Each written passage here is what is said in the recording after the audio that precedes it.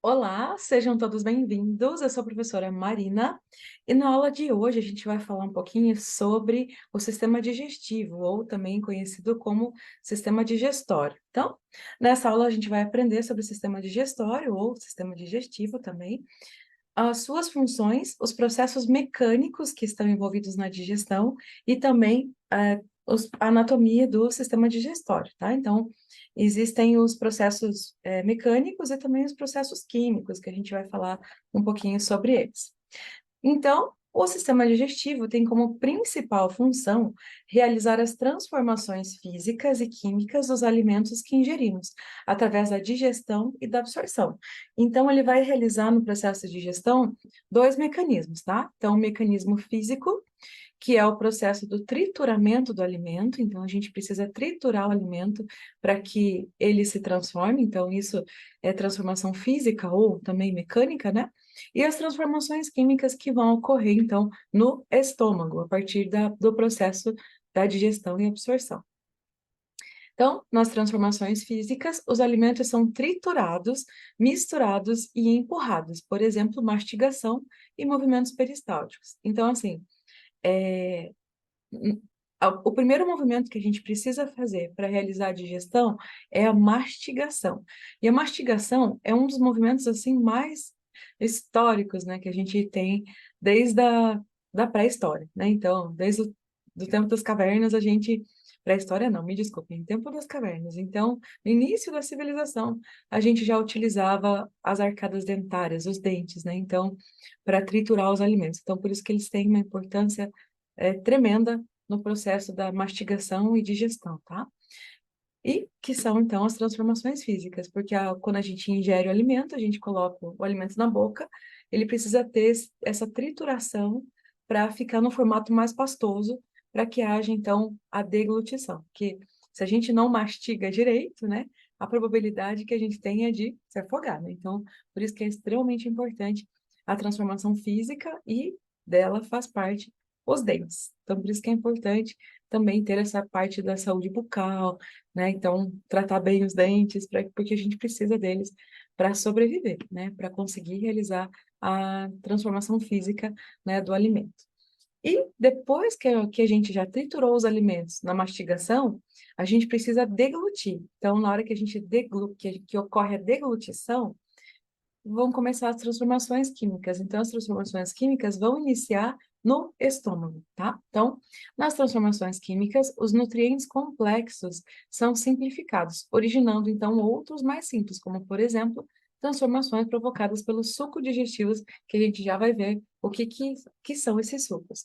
Então, assim, anatomicamente, o sistema digestivo,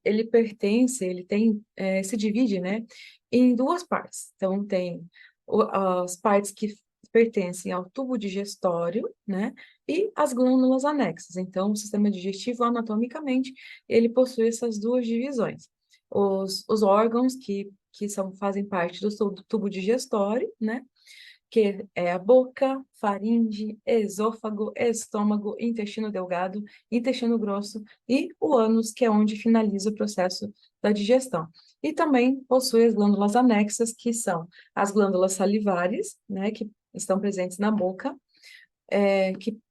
que auxiliam no processo da formação da massinha pastosa, né, que a gente precisa para deglutir, o fígado, né, então, que vai metabolizar, e a gente já vai falar sobre cada uma dessas glândulas e cada um das partes do tubo digestório, vesícula biliar e pâncreas também, tá? Então, existem as partes que pertencem ao tubo digestório e as partes que pertencem às glândulas anexas, tá? Então, essa é a divisão, né, do sistema digestivo. Bom, aqui eu coloquei para vocês uma imagem, né, para vocês entenderem melhor esse processo. Então, aqui está a nossa boca, né? Então, a boca, ela faz parte do sistema digestivo, como eu já mencionei. Então, a boca, ela vai realizar a trituração do alimento. Através da trituração do alimento, esse alimento vai passar pela língua, né? A língua vai, de certa forma, umedecer, através da saliva, esse alimento, tornando esse alimento pastoso. Por que que o alimento tem que ser pastoso? Porque o formato pastoso, que é que fica fácil, né, de ser digerido, de passar aqui por toda a parte da língua. Então, aqui está a boca, essa parte aqui, a língua, e logo já vem aqui, ó, a faringe. Só que antes da faringe tem a epiglote. Eu já vou comentar um pouquinho com vocês, conforme a gente for falando sobre o sistema digestivo, tá? Então, a epiglote, ela vai permitir que o alimento chegue ao esôfago, que é essa parte aqui que parece um tubinho, né? É o esôfago. Então, vai permitir que chegue ao esôfago sem que vá para o sistema respiratório, né? Que seria aqui, ó, esse início do sistema respiratório, tá? Então, na faringe, a gente encontra a epiglote, que é também uma das partes do sistema digestivo responsável em fazer essa separação do que vai para o sistema digestivo e o que vai para o sistema respiratório, para que não vá, no caso, né, para o sistema respiratório. Aí aqui a gente tem o esôfago, né, como eu comentei, que parece esse tubinho, e no esôfago também já vai acontecer o processo físico, né, que é o movimento peristáltico. Então, o movimento peristáltico é um movimento involuntário, ou seja, o que é o movimento involuntário? É tudo aquilo que é realizado sem que a gente precise programar, sem que a gente precise pensar, nossa, eu acho que eu vou fazer esse movimento. Não, é involuntário, então não depende da nossa vontade para que ele seja executado, tá? Então, o esôfago, ele vai ter essa contração involuntária, que é o movimento peristáltico, que é para empurrar a comida até o estômago. Quando a comida chega no estômago, como vocês podem ver aqui, dentro do estômago, então ele vai passar por um processo de acidez, né? Então tem o suco gástrico aqui dentro, que vai, de certa forma, deixar essa comida mais ácida, vai transformar essa comida para transformar o sólido em líquido. Então, para que ocorra essa transformação do alimento sólido para um processo mais líquido, então precisa do ácido que é produzido ali no estômago, né? Então, produzido na parte do suco gástrico, tá? Depois que a comida é armazenada e também no estômago e também passa por esse processo de suco gástrico, ela vai iniciar então o processo do, da eliminação, tá? Então aqui é o processo da digestão e a partir do estômago, né? Então bem aqui na pontinha do estômago, vocês já vão ver que começa o intestino, tá? Então aqui é o estômago, pessoal, aqui é o intestino, só que é o intestino delgado, tá? O início do intestino delgado. E esse processo do início do intestino delgado é denominado, então, como duodeno, tá? Então, o duodeno é parte do intestino delgado, que é toda essa região aqui, né? Então, o intestino delgado é toda essa região, só que antes da comida chegar na região do intestino delgado, ela passa pelo duodeno, né? E o duodeno, então, ele vai fazer toda a transformação dos nutrientes, eu já vou comentar com vocês um pouquinho sobre isso, até chegar ao intestino delgado. Quando o alimento chega ao intestino delgado, ele está sobre a forma mais líquida, né? Então, ele já tem a formação das fezes, né? Então, já está iniciando o processo da formação do bolo fecal. Só que aqui no intestino delgado, essas fezes, elas estão mais líquidas ainda. Elas só vão iniciar o processo de endurecimento e tal, quando chega aqui no intestino grosso. Então, aqui está o intestino delgado, né? Que vai iniciar, então, o processo da formação do bolo fecal. Então, o bolo fecal, ele termina a formação do bolo fecal no intestino delgado, que é toda essa parte aqui, ó, tá? Toda essa parte que faz como se fosse um quadradinho, né? No abdômen, é o intestino grosso, tá? Quando o bolo fecal passou pelo intestino grosso, então ele já tem toda a formação das fezes mais enrijecidas, tá? Essas fezes mais enrijecidas, então, vão chegar pela região anal e automaticamente vai ser realizado o processo da evacuação, certo? Então, só que assim, faltou falar sobre dois órgãos que são o fígado e o pâncreas, tá? O fígado e o pâncreas, na verdade, eles não são órgãos, são glândulas, né? Desculpa, eu errei, mas como eu comentei no início, então tem os órgãos. Para vocês não confundirem, para ficar mais fácil para vocês entenderem a diferença entre órgão e glândula, uma dica que eu dou, o órgão, ele vai servir como um armazenador, né? Então, ele vai armazenar substâncias, ele não chega a ter produção, de certa forma, né? Ele tem mais a função de armazenamento, tá? Então, o fígado, ele produz, né? Enfim, mas ele tem a função principal dele é o armazenamento, tá? Então, por isso que ele é considerado um órgão. E já as glândulas, elas são consideradas glândulas porque elas não vão armazenar, e sim produzir e metabolizar algumas substâncias, tá? Como é o caso do fígado e do pâncreas, que tem uma ligação direta com o funcionamento do estômago. Então, assim, antes da comida chegar para o intestino, para o duodeno, né, que é a parte intestinal, ele vai passar também pelo fígado e pelo pâncreas. Então, o pâncreas e o fígado, eles vão realizar todo o processo de metabolização, absorção, e eles vão enviar cada um uma substância diferente, que eu já vou explicar para vocês, mas cada um vai enviar uma substância diferente para o estômago, para que depois ocorra, então, o processo de iniciação da formação do bolo fecal, né, das fezes, inicialmente, certo?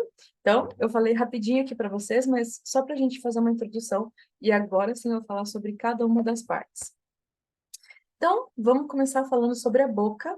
Então, a boca e a cavidade bucal são responsáveis por ingerir, mastigar e ensalivar os alimentos. Então, como eu comentei com vocês, a nossa boca, os nossos dentes, principalmente, têm uma função muito importante no processo da digestão, tanto que a gente observa, por exemplo, que em pacientes idosos, a procura por próteses, né, dentárias e dentistas especialistas em geriatria está cada vez maior, porque os idosos, conforme o envelhecimento, eles vão perdendo os dentes, né? Então, conforme eles vão perdendo os dentes, eles precisam ter adaptações para que não perca a capacidade de mastigar, né? Então, para mastigar precisa força, né? Então, um dos músculos, inclusive, mais fortes do nosso organismo, do nosso corpo, são os músculos da mastigação. Então, o movimento de mastigação é um movimento, como eu comentei com vocês, é um dos movimentos principais que a gente precisa para sobreviver, né? Tanto que, hoje em dia, muitos estudos da área da odontologia, eles têm observado, né, os dentistas, que muitas crianças, elas não vêm, por exemplo, com os dentes mais como que é, os dentes cisos, né? Que a gente tanto retira. Mas por que existe os dentes cisos, que são os que a gente faz essa retirada? Porque lá no tempo das cavernas, a gente não tinha nem garfo, nem faca, nem nada. Então, nós precisávamos triturar todos os tipos de alimento e carne com os dentes, né? Literalmente com os dentes. Não tinha faca. Então, tinha que ter aquela mordida bem mais agressiva. Então, por isso que tinham os dentes cisos, né? A gente precisava, naquela época, dos dentes cisos. Hoje em dia, a gente não precisa mais. Por isso que muitos dentistas fazem essa retirada dos dentes cisos, né, das pessoas e tal. E eles, dentro da odontologia, uma coisa que tem sido observada pelos dentistas, inclusive, talvez seja até essa questão de evolução da espécie, né? Que as crianças não estão mais desenvolvendo os dentes cisos. Por quê? Porque talvez, né, biologicamente, né, a gente já entende, né, o corpo humano já entende que não precisa mais de trituração total, né? Então, os dentes cisos, eles eram utilizados para triturar carne crua, né, que era a carne que a gente comia lá no tempo das cavernas, que não tinha fogão, não tinha forno, não tinha nada. Então, tinha que, logo que era caçado, tinha que comer cru, na mesma hora, né? Então, exigia uma força muito maior da mastigação, tá? Então, só uma curiosidade para vocês, né, entenderem quanto é importante a gente, sim, cuidar dos nossos dentes, né? Procurar sempre realizar consulta com o dentista, né, para verificar, e também o grau de força que a gente tem na mandíbula, né? Então, na boca a gente tem os dentes, que são responsáveis por fazer o processo mecânico de trituração do alimento, né? E também as glândulas que ajudam na lubrificação dos alimentos, como glândula parótida, sublingual e submandibular. Então, dentro da nossa boca, né, especificamente na parte da língua, tem uma produção de glândulas para auxiliar na umidificação do alimento. Porque quando a gente tritura o alimento, ele vai estar sequinho, né? E Enquanto ele está sequinho, a gente precisa continuar mastigando até ter essa umidificação com a saliva e automaticamente ficar mais pastosa. Então, quando a comida se transforma, né? Então, tem essa transformação mecânica, por isso que é importante também as glândulas, né? Glândulas que auxiliam no processo da mastigação, tá? Então, aqui é o sistema digestivo, começando pela boca. Depois da boca, então, a gente vai para a região da faringe, como eu mostrei aqui para vocês, vou mostrar de novo, ó. Então, a boca está aqui, a comida foi triturada. Depois que a comida foi triturada, ela vai automaticamente chegar aqui nessa região, que é a região da faringe. Então, o que que é a faringe? A faringe é um tubo de 12 centímetros aproximadamente, tá, turma? De comprimento, faz parte do sistema respiratório, tanto o sistema respiratório como o sistema digestório, dos dois sistemas. Então, por isso que, conforme o idoso, né, ele vai perdendo a capacidade de deglutir, de realizar movimento de mastigação, é extremamente importante ele passar por uma avaliação também de outros profissionais, né, como fonoaudiólogo e fisioterapeuta. Por quê? Porque a gente vai estar verificando a possibilidade desse idoso, pela fraqueza muscular da digestão, não acabar broncoaspirando, né? Então, por causa disso, que pessoas idosas são sempre submetidas à avaliação de fono e fisiorrespiratória para verificar a força da faringe. Se essa faringe, né, no caso é a epiglote, ela está tendo uma força para que haja essa separação do que vai para o sistema digestivo, para que não vá para o sistema respiratório, tá? Então, a faringe que vai fazer essa separação do sistema digestivo e do sistema respiratório. E sua principal função, então, da faringe está relacionada com contrações musculares envolvidas na deglutição.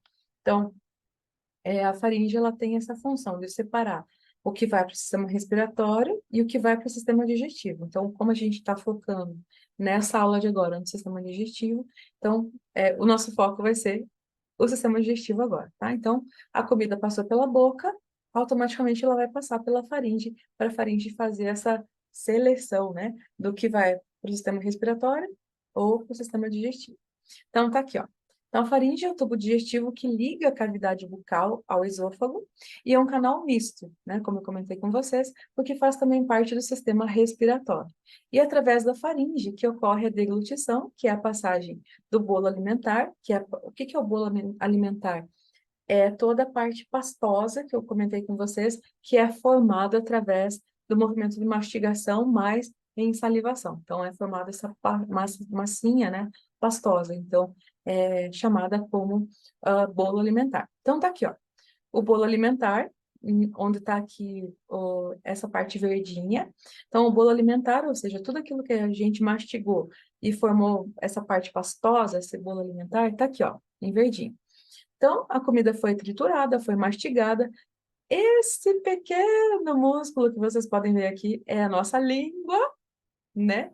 Pequeno, né? Estou sendo um pouquinho irônica, né? Então, ele é grandinho, né? Então, a nossa língua, ela vai realizar todo aquele processo das glândulas salivares, insalivação, umidificação da comida, e também ela vai auxiliar a empurrar essa comida aqui, ó, para a faringe. Então, ó, a faringe está aqui, a língua está aqui, a comida está aqui. Quando a gente inicia o processo de deglutição, então a língua vai empurrar o bolo alimentar para a direção da faringe, ó. Estão vendo? E, ó, o que mais eu quero que vocês vejam? Essa parte aqui, ó, que tá na cor meio lilás, meio azul, parece um lilás aqui, ó. Essa parte aqui de cima é a epiglote. A epiglote, gente, é fantástica, porque ela é como se fosse uma tampinha que abre e fecha no momento exato da deglutição, tá? Então, assim, essa epiglote, que é como se fosse uma tampinha, ela sempre vai estar mais aberta. Por quê? Porque a gente precisa muito mais respirar do que comer, né? Tudo bem que comer é a melhor coisa dessa vida, mas a gente passa a maior parte da nossa vida respirando, mais do que comendo, né? Então, é por isso que ela vai ficar, essa epiglote vai ficar viradinha para cima, porque o nosso pulmão precisa receber ar. Então, ó, aqui, ó, tá essa parte meio lilás, onde eu tô com a setinha é a epiglote, toda a região da epiglote. E aqui, ó, pessoal, fica essa parte em rosinha, só que mais grossa, fica a traqueia, ou seja, sistema respiratório, tá?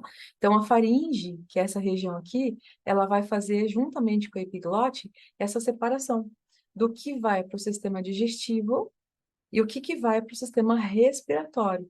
Por isso que eu falo novamente, pacientes idosos, quando começam a perder a força dessa musculatura, porque a musculatura também, de certa forma, chega a ser involuntária, né?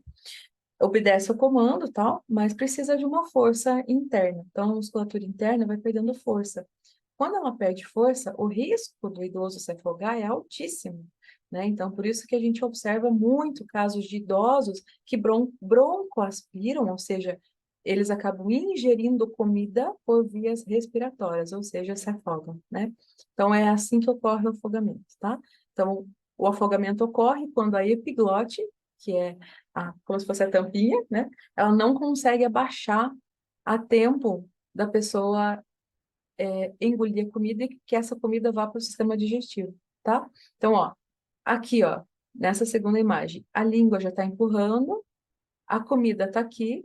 Vejam que a epiglote automaticamente ela já vai fechando, fechando a passagem para que essa comida não chegue na traqueia, né? E sim no esôfago. Olha aqui que bonitinho. Então, aqui já tem a imagem da epiglote fechando, né? Fechando a passagem, protegendo as vias respiratórias, protegendo a traqueia, para que essa comida vá direto para o esôfago e não vá para os pulmões. Então, aqui está a traqueia, né? E aqui o esôfago. E aqui em cima, a epiglote, que vai fazer, então, essa separação juntamente na região da faringe, certo? Aí,